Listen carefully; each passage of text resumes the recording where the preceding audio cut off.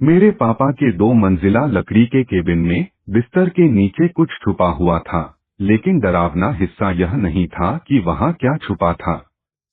बिस्तर के नीचे मेरे पापा की 12 गेज की शॉटगन रखी हुई थी, जिसे वह नीचे वाले कोको बेडरूम में कई कारणों से रखते थे।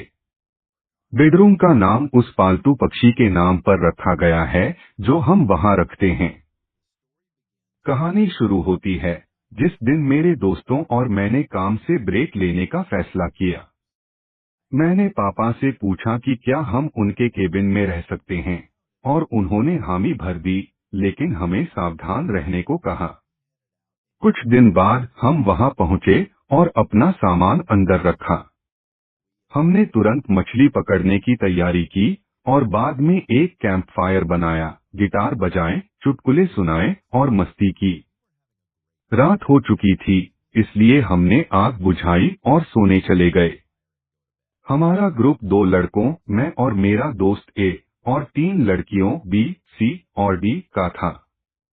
मैं और ए कोको रूम में सोए और लड़कियां ऊपर वाले बेडरूम में। जब मैं सो रहा था, ए ने मुझे जगाया और कहा कि उसने बाहर किसी के बात करने की आवाज सुनी।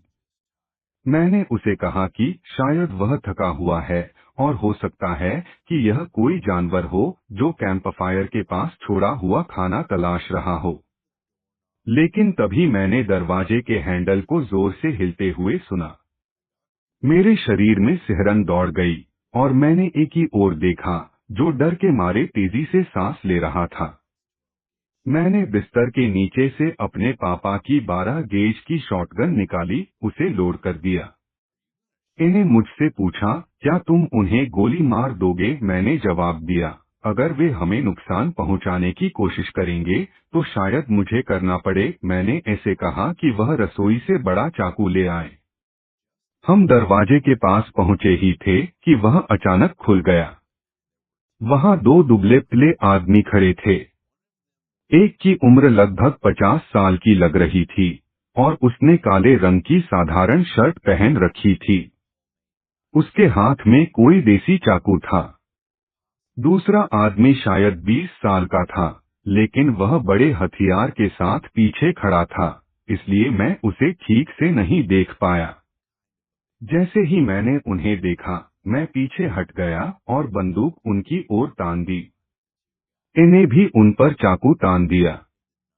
हम बिना कुछ कहे 1 मिनट तक जमे खड़े रहे।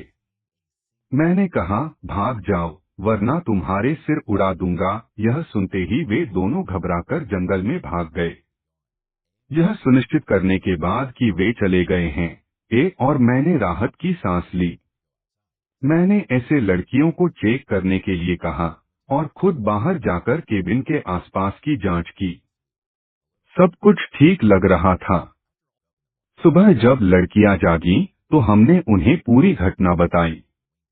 वे बहुत डर गईं। हमने केबिन की यात्रा को छोटा कर दिया और उसी दिन वापस घर लौट आए। जब मैंने पापा को यह सब बताया, तो उन्होंने डांटा कि मैंने पुलिस को क्यों नहीं बुलाया, लेकिन उन्होंने इस बात पर राहत जताई कि हम सब सुरक्षित लौट आए। 2 साल बीत चुके हैं, लेकिन वह घटना ए और मेरे मन में अब भी ताजा है। जब भी ए और मैं मिलते हैं, वह मुझसे पूछता है, अगर तुम्हारे पापा की 12 गेज शॉटगन वहां नहीं होती तो क्या होता? इस सवाल का जवाब सोचकर भी मैं आज तक डर जाता हूँ।